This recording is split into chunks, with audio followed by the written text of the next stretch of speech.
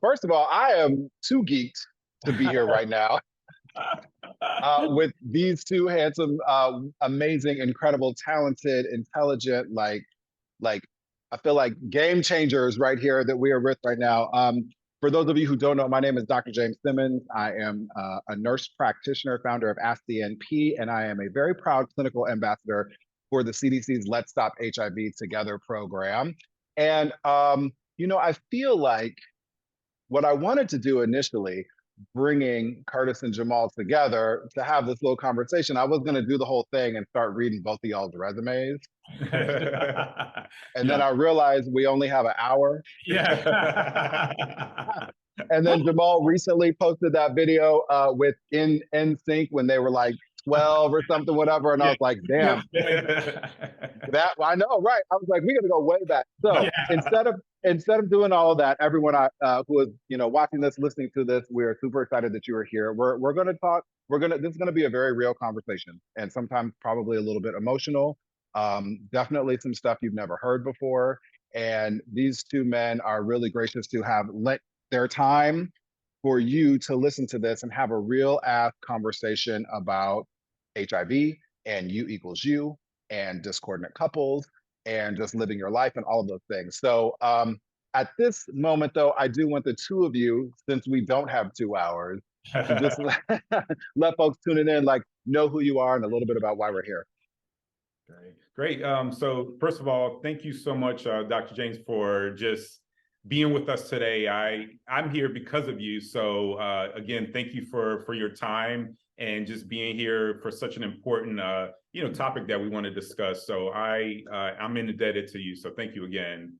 Pleasure. So for all of you that don't know me, my name is Curtis. I partnered with CDC recently for the Stop HIV Together campaign. And the reason why I'm doing this, and it's super important to me, is because I recently publicly came out as HIV positive. And for me, it was all about living in my truth, standing in my power, and really sharing that message with other people. Because what I realize is that not everyone has the resources or tools, or just even to see someone that's like them available to them. So I know when I was going through this whole discovery, I didn't see anyone that looked like me. So I know that potentially me doing what I'm doing would be allowing myself to be, someone that is out in the front and showing like what HIV looks like nowadays. And, you could live a healthy, long, successful, thriving life. And I think that's the important message that I want to share with everyone today, is that the darkest hour that you face actually could be the strength that you find to go forward. So that's why this is so important to me. And I wanted to spend this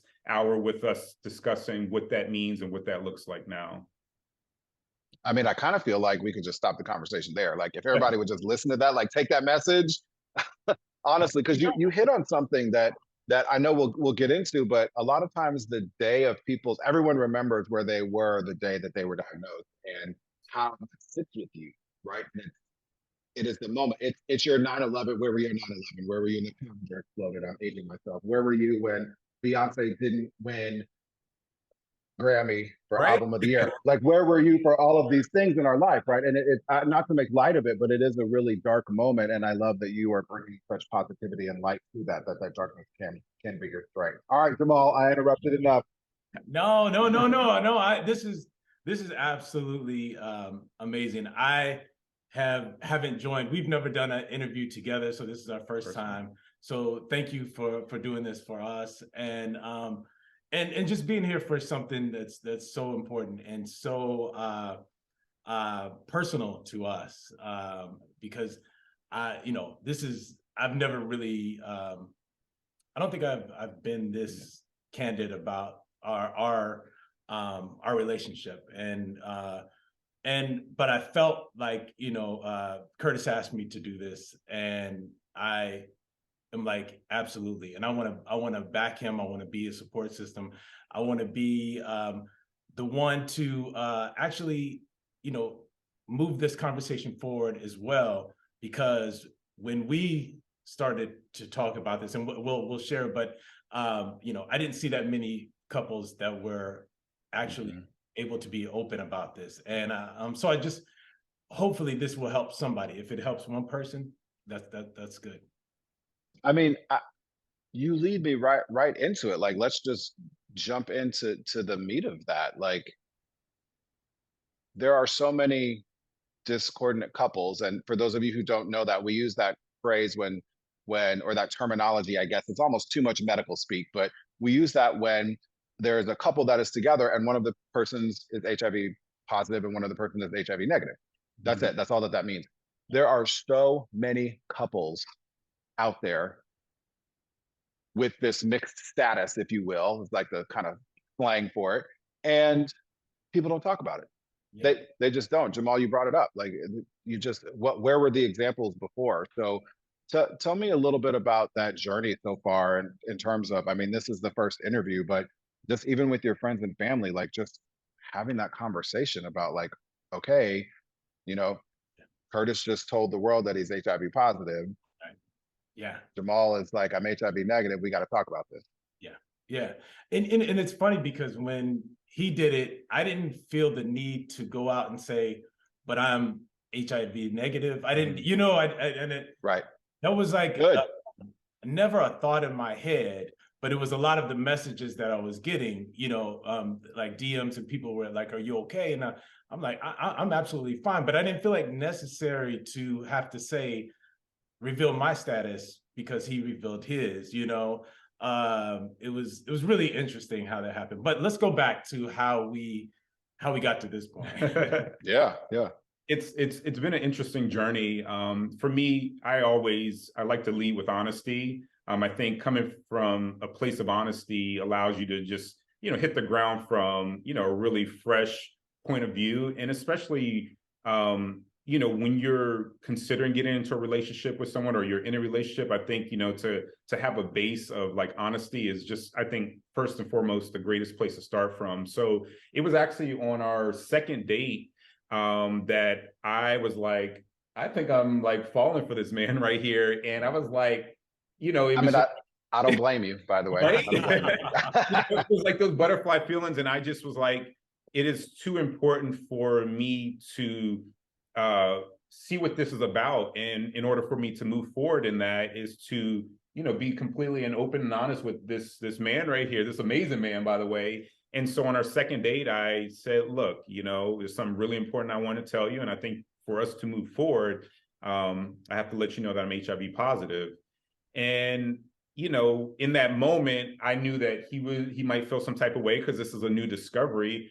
And I knew it would also maybe take a moment for him to digest what I just revealed to him. So once I revealed it to him, then we were able to now figure out what that meant for us. Now discovering that we are now an HIV negative person and someone that's positive, how do we move forward from here? And so I think it's important when, you know, it is a new discovery that you allow your partner time to process that. You know, I can't be the one like, you need to accept, you know, what I'm telling you. Like, he has to figure out what that means for him so that we can make it work. So I think it's super important for couples out there to allow your partner the grace to feel how they feel, but, you know, to be able to come back together and have a conversation and discuss like what that means to each of you and how you're going to move forward. So I think at that point he was, you know. Let me rewind it a little bit. I'm going to take it even further back because because our story is we met in 2019 on a hike. Yeah. And we were out there with,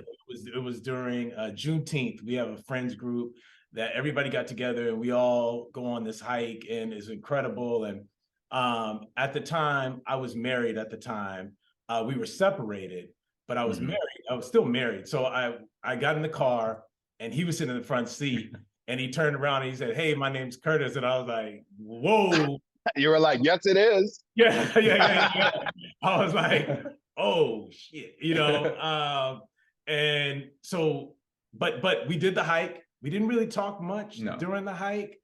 You know, a couple of things every now and then, but after the hike, you know, we didn't exchange. You know, I was like, well, maybe we should exchange Instagram. I didn't say this, but I thought that might happen, and it didn't. And I got home and I was like, damn, will I ever see this guy again? How does this happen? And I looked on all social media, my friends' social media, hopefully they're going to take a picture or something, and they didn't tag him. And I was like, damn. So a whole year goes by.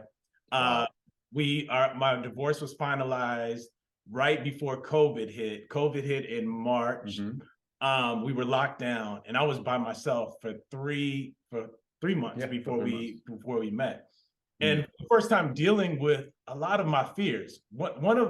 I have 3 big giants, and I call them giants because I like to know that I could slay the giants, when I need to. And one of them was being alone. I didn't realize that I never really loved to be alone, and COVID made me have to be okay with that. It also made me try to confront my giants. And so HIV was a giant for me.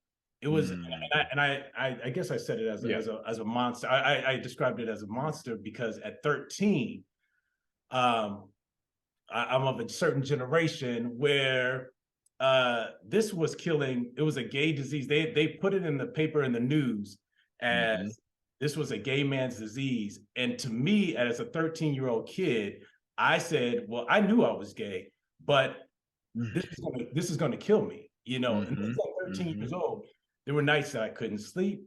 I had I remember just being up watching the TV, and they would have all these ads saying, this is do you know your status? And I felt like they were directly talking to me. And I felt like this fear chased me until we met. Wow.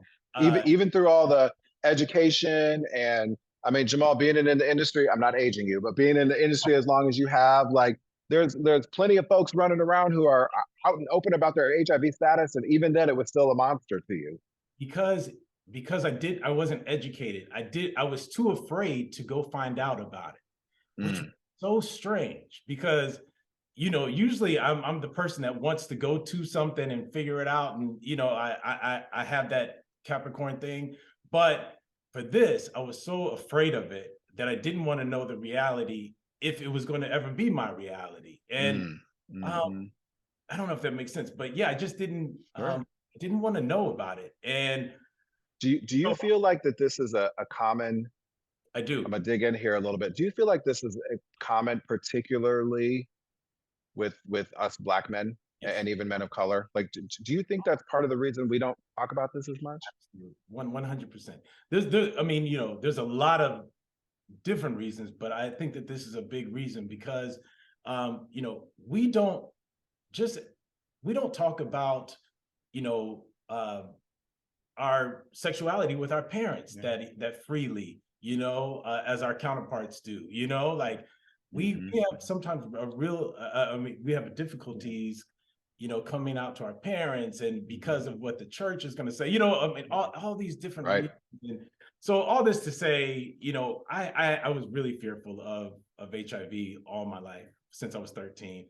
It was a big thing for me, and during the pandemic, I did a lot of work, and I was reading, and I was studying, and I was just finding out about everything that I was fearful of, and this was one of them. Wow. So here we go. Now we're dating. Our first date, I was like, I'm in love. Like, there's no, hands down, I love him. It's happening. This is over. It's a wrap. It's a wrap, right? You're done. And I would say, like, at first when he told me that, I'm like, nah, he just saying that, to get me. But I will verify that I have asked his mom, his sisters, everybody, and they have said that after that hike, he went and told him this is the guy for me. So I'm like, okay then. Really? First date. First date. Well, yeah. So after the hike, yes. Yeah. And then we had dinner. But even after the dinner, like, that was our first time really having like conversations. I knew that I wanted to spend my life with him. And so then the second day when he revealed his status, I was like, okay, yeah, let's figure it out. Let's find out how this goes forward. Like, in my first instinct, like, if I heard myself say this, and I'm like, yeah, a year ago I would have ran. I would have said, no, I can't do this. But this felt different, and this felt like he was the right person to help educate me, and we needed to find more. And so I said, if you can grant me the grace to like maybe we go see some doctors, maybe we talk to, you know, and really feel like we have got a hold of it, you know? So we did that. He said, yeah. Yeah, I reached out. What was that process like? Sorry to interrupt you, Curtis, but I mean, I think that's a process that a lot of people maybe get to the point that they might be willing to do, but they don't know what that process looks like. Like you were right away, like, okay, cool. Well, I think I love this dude. So let's do all of the things. What were all of the things? Like what were the things that you needed to go through, like actually doing and emotionally, Jamal? Yeah. Well, the first thing is that, you know, we had protected sex prior to, like, I mean, after that, we decided that we were going to have protected sex till both of us felt like we felt comfortable to either A, not, or B, one, you know, somebody I get on PrEP or whatever we're going to do. But for the meantime, because we were in a pandemic, we couldn't immediately go see the doctor like the next day. So we kind of had to wait. And so in the waiting process, am I talking too much? No, this is you. I don't want to steal the interview. But you know what, but I'm so that's what we did. And so that was about 6 or 7 months. Yeah, about 6 or 7 months in. Yeah. Before we could actually go visit a doctor. Oh, wow. And then we did. Yeah, well, the first thing we called, I told him, you know, like my doctor, he's an HIV specialist. And I think instead of going to, you know, just a regular doctor that might have general knowledge, like I think the best would be to speak with my doctor. So we did set up a phone interview because I wanted him to be comfortable and not just get information from someone, you know, that just has a general sense, but someone that really specializes in it. So, you know, he had a conversation with Jamal, and it allowed Jamal the opportunity to ask whatever questions he felt, and also, you know, the doctor to explain and really comfort and explain what that meant to him, you know? Yeah. Now, how does that, this is going to be kind of an interesting question, Curtis. How does that feel when this man that you've fallen for already, and now you're 7 months in, and in the pandemic, and we know what the pandemic love did to everybody, right? Folks was either breaking up or they was like, you're mine for life, right? Like what is it? Samora that said that you fuck with me, you stuck with me, right? Like you just in. So, but then how does that feel, Curtis? This is kind of a weird question, but how does that feel when you're sitting in the doctor's office and this doctor and your man talking about how your man can be cool with your status? Does that make sense? Like, how can we move together as a couple? But the conversation is about your seropositivity. Like, how are you feeling in that moment? No, that's a great question. I think, you know, it's important you ask that because his doctor that he normally goes to, he's had conversations with them, and actually kind of made me a little frustrated because he's asked his doctor, who doesn't specialize in HIV, some questions about HIV, and I felt like the doctor was just giving him just a run-of-the-mill, just general answer, but not really specifying to our situation, you know? And so that frustrated me a little because I wanted him to really understand what it's about coming from someone that actually specializes in it. So for me, I was okay with the doctor asking him whatever questions because I knew for me, that was the way to make him feel comfortable. So I was willing to do whatever it took to make sure he was okay with it and whatever amount of time that took. So, you know, I allowed, again, that grace to him internalize because he might not have been okay with the information, but I knew one thing was on my side was science. You know, I knew that research and science was done over the course of years to allow my doctor to explain to him why he would be okay, because I have been on, you know, medication since I found out. I think it was one of the first decisions I made when I found out I was HIV positive is I said, get me on treatment, because I know the only way for me to take back my health and to get to a place where I'm, you know, in control again is to become undetectable. And so having my doctor explain that undetectable, as long as you're undetectable and you're on treatment and you remain on treatment, then the chances of transmitting HIV are next to zero. And again, that was based upon science and studies that have been done over the years. So I was actually more than happy for my doctor to explain that in a scientific way so that he could understand and process it in a way that maybe just me telling him wouldn't have done. But coming from a doctor, I think he would receive it a little bit more.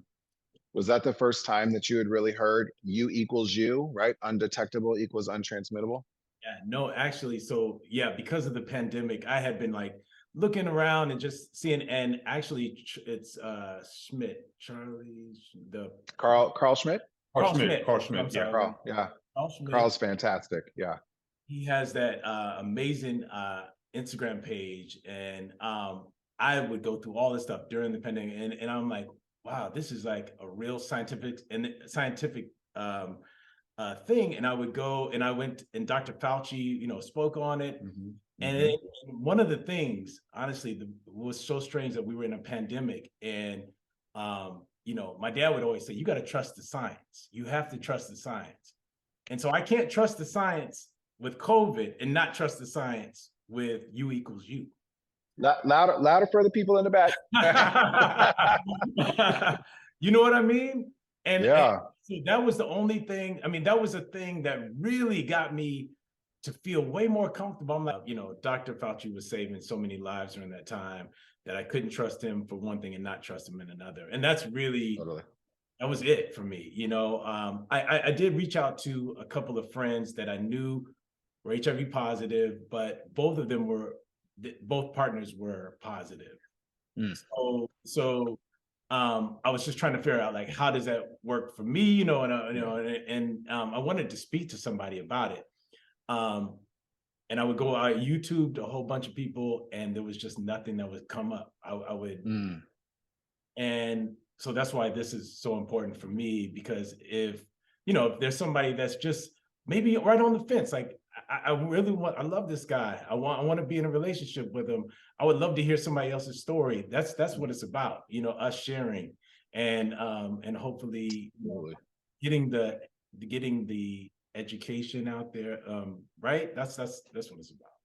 And sharing in such a powerful way. I mean, you both have platforms, right? And you both have such magnified voices, and for you to really share your story, which is, I mean, not only a super cute love story, like that's just great.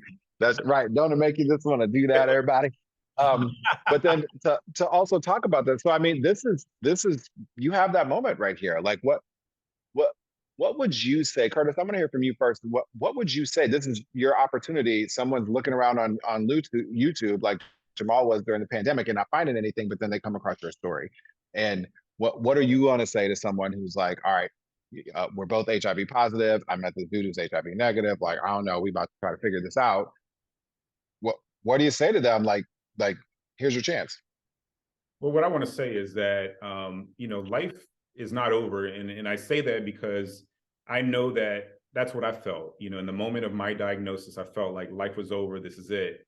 But what I've found out is that life is really just beginning. Again, finding that light and knowing that you're okay. Like, again, there's such a stigma out there, like in relation to HIV and what that means. It's not the same thing it was 40 years ago. We're in 2023. We have PrEP, we have PEP, we have U equals U. We have like what we're in, this couple that's one's HIV negative and one is HIV positive. So the overall message is that there's hope no matter what you're going through, and that there's a road to actually being a better version of yourself once you're able to stand in the truth and know that I'm here, I support you, I see you, I feel you, I'm with you, and you have a whole community of people and resources that are there for you if you need that. And again, I'm an example of what it could be that, I thought that, life was over for me, and I met this amazing man. We have this beautiful relationship, and there's acceptance. It's not the shame that I thought, like go hide in a corner. No, like I need to be seen. Like I'm worthy of having love in my life. I'm worthy of being successful. Like all those things come with, just really just standing in your truth and just being who you are. And just to know that, again, like I said before, you could take a dark, dark moment and make it something very positive and make it your shining light. And again, I want to try to be that beacon of light for someone out there that might be going through what I'm going through, or that might be discovering that they want to be in a relationship with someone. It's all possible. We're doing it right here. Yeah. Absolutely. I thank you for sharing that and getting to that place, because sometimes I think that it's the gap that exists sometimes between people who are like, I just got my diagnosis, or maybe I got my diagnosis 17 years ago and I just still have not come to grips with it. But to be able to hear you just, I like how you said, Curtis, you deserve love. You deserve to love yourself. You deserve to be in a relationship. You deserve to be successful in whatever, however you define that, not in spite of, but literally because this is just part of who you are now. Okay, so it is a diagnosis. It is not you, and it is a diagnosis. It is not a death sentence, right? And so, hearing you say that, I just for those out there who are still in that dark place, you know, it might you see these two beautiful men here who have this beautiful relationship right now, and they're sharing their stories, but let that be a light, right? Let it be a beacon of hope for you in maybe trying to pull yourself, you know, out of that dark place. I think it's just it's fantastic. I'm so elated that the two of you are. I could just go on about the two of you being sharing your story, but I want to sort of talk about a little bit. Okay, I want to go back to this doctor's appointment, right? So it sounds like finally the doctor's appointment went okay. Yes, So yes. it's been 6 or 7 months. Now I'm gonna get a little, Yeah. you know, I get my Oprah. This is why people ask me to do this. Come on, come on. So been 6 or 7 months. We was having safe sex. We went to the doctor. And then after the doctor, we were like, all right, do we trust this medicine? Do we trust this science? Like, And we trust the science. Bam, take hey! it down. Said, yes, ma'am, we trust the science. And so tell me, this is going to be your practice. This is your CDC practicing, Curtis. Now that you're a new ambassador, right? I'm 3 years in, so I got it down a little bit, but now you get to practice. Okay, tell us a little bit about the science and why people should trust it again. I know you did a little bit, but give it to us again. Yeah, and the reason why you know, the science is there and it should be trusted is because you know, research has been done. They have followed couples that are you know, one's HIV positive, one's HIV negative, and the HIV positive partner that is on treatment remains on treatment as long as they're, you know, in a monogamous relationship and they're, you know, faithful and not going outside the relationship, and they're committed to their health and their regimen.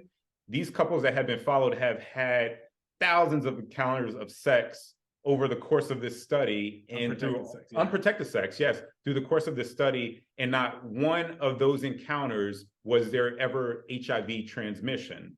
So that tells you that the regimen of being on your medication and remaining on that, it works. And so in the testament to that, once he found out, yeah, we have had, you know, and do have unprotected sex because we follow the science.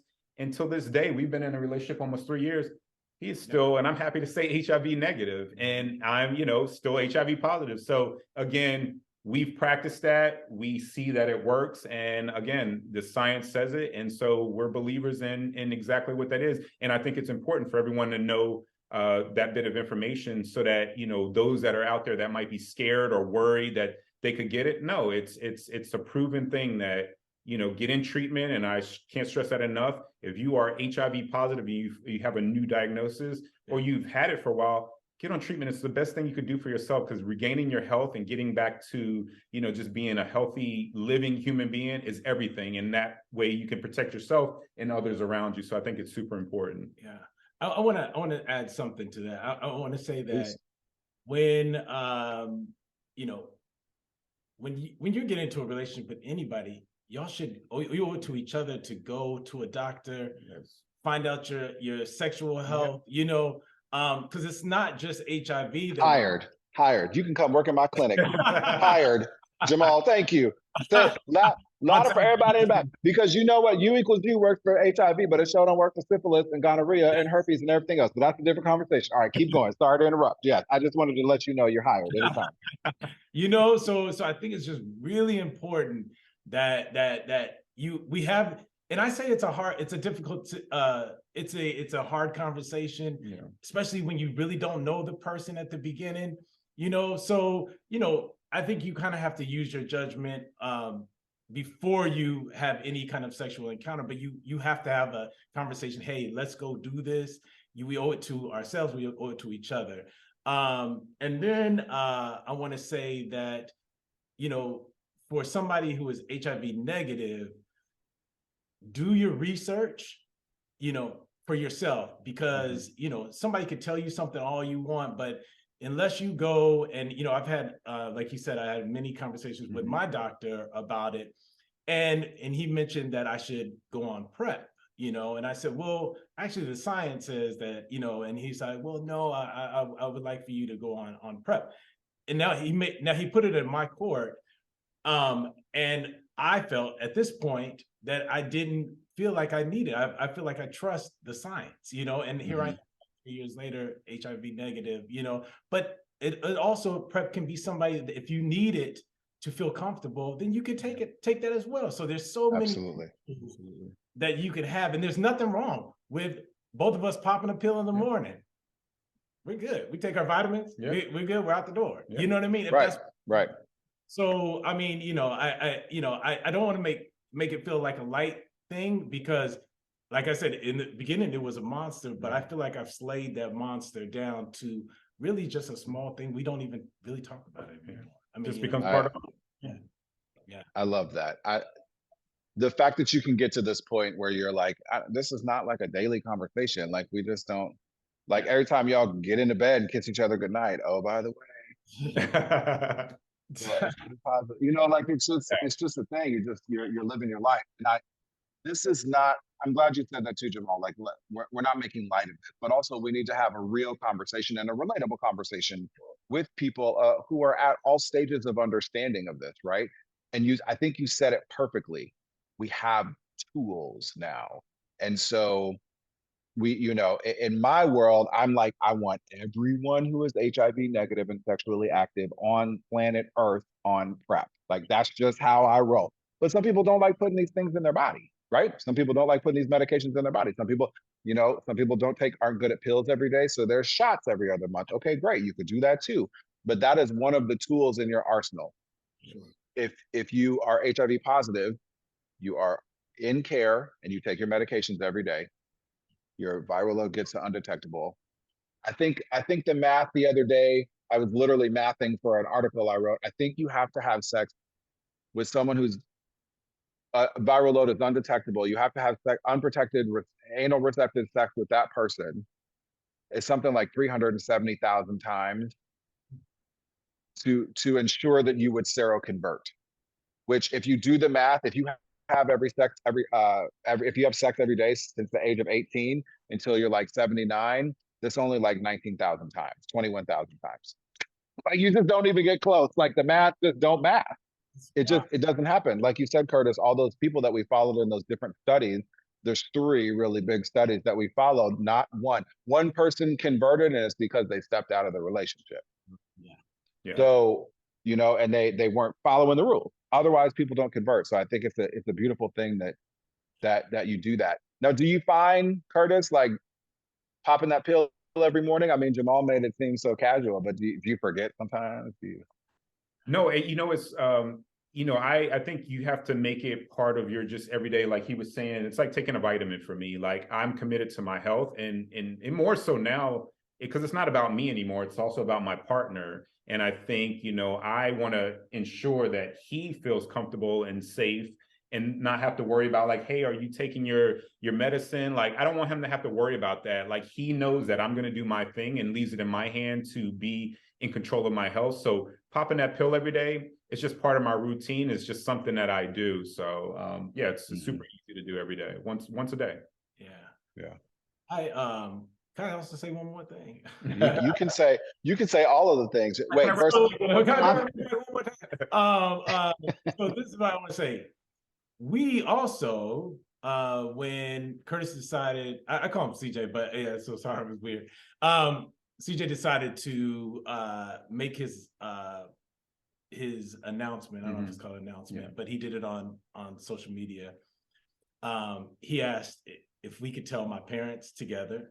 So we told my parents together, and he also asked me to tell my sisters and my best friend, because he didn't want them to find out through. And I thought that just made me fall way more in love with them. I mean, wow. Yeah, because that's you know, to me that's something that's classy. Yeah, and so we sat down with my parents together, told them, and they were like, y'all good? Yeah, we good. You know, and That's great. my family loves him to death, and my best friends, they love him to death. So it wasn't even a thing. But I also thought, you know, when he told me, it wasn't something that I wanted to reach out to my friends about or my family about, because I wanted them to get to know him before they got to know about our sexual situation or what, you know what I mean? Sure. Our Sure. yeah, our yeah, you know, because I think sometimes we're dealing with stigma, Mhm. and we still are in 2023.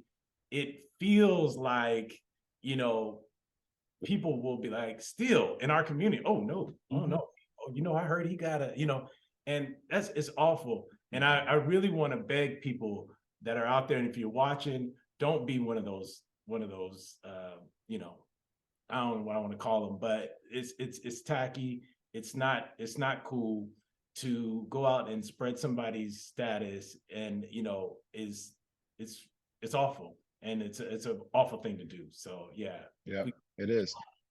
And if you are, I know early on we talked about discordant couples. We don't, a lot of times we don't hear about them, at least discordant couples, but particularly with y'all's sort of profile, right? And platform.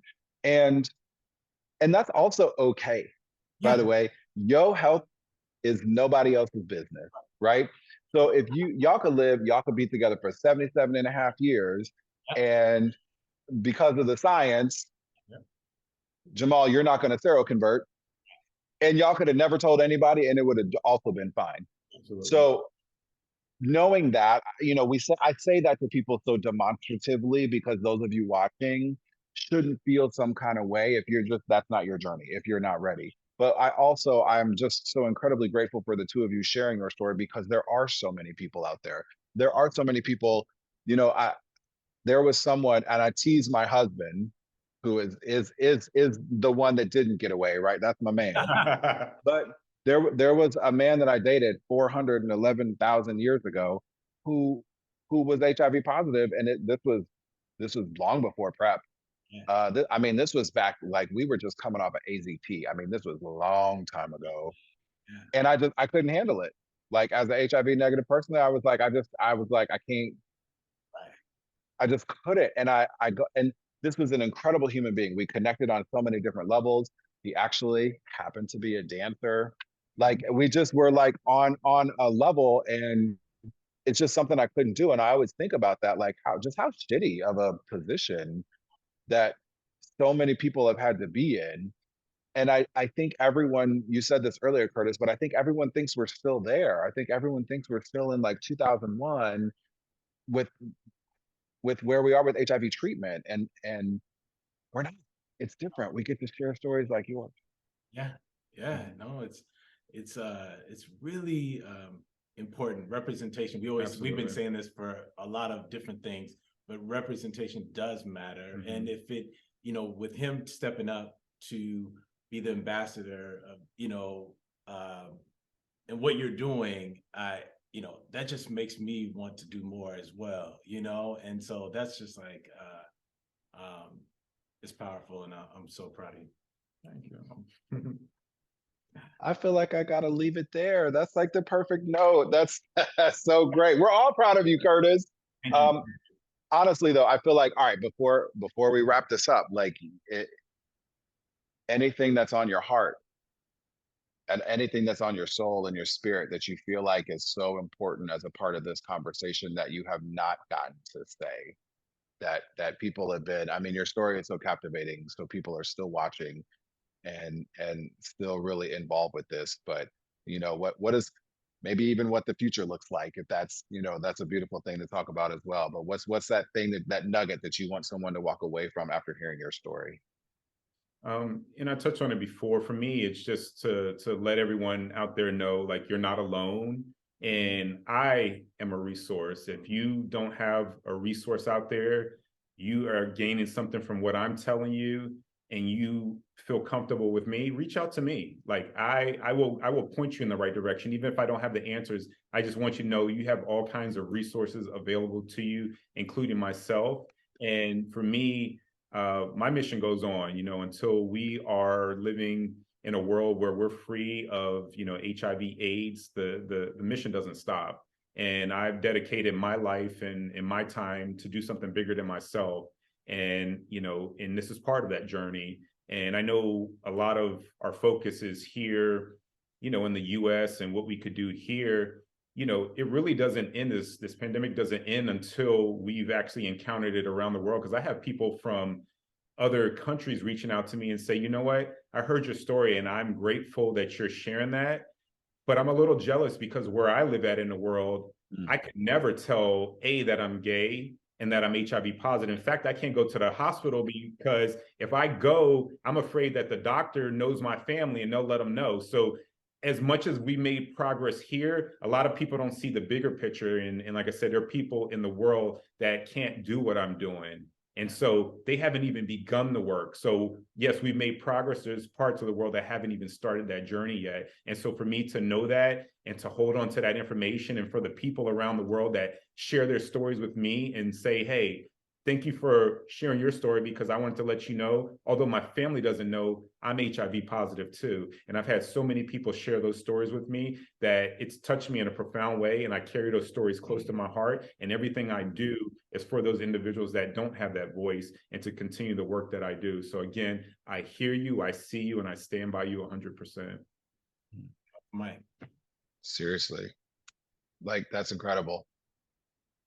That's amazing. That's a wrap right there. I would have ended with the kiss. I know. Yeah, that's what it is. That is amazing. Before we go, because you are a resource, I mean, you're gonna let folks slide up in your DMs. Like, what's your, if they're watching you on YouTube, if they're watching on YouTube, where can they get at you now that you are officially a clinical community ambassador for the CDC's Let's Stop HIV Together program? CJ, where can they find you? Yeah, so they can definitely send me a DM, Instagram, Action Jackson 222, and it's spelled Action ACTION Jackson. Went a little different, JAXSON 222. Yeah, feel free to send me a message, send a smoke signal, do what you gotta do, find me. Right. I will get back to you. Yeah, and if there's anything that I can do, please reach out to either one of us, because this is really important to both of us. And absolutely. Mine's JAMIZZI. Jamizi. And Jamal's phone number is 323.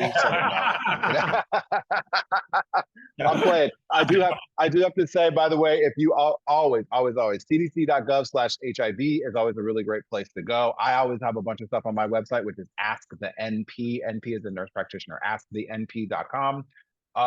You can even just Google stuff too. You can just Google, be like, I need a test in my area. I need a home test, whatever. Usually the CDC resources are the first thing that's going to pop up, and everything about U equals U, PrEP, PrEP as a shot, PEP.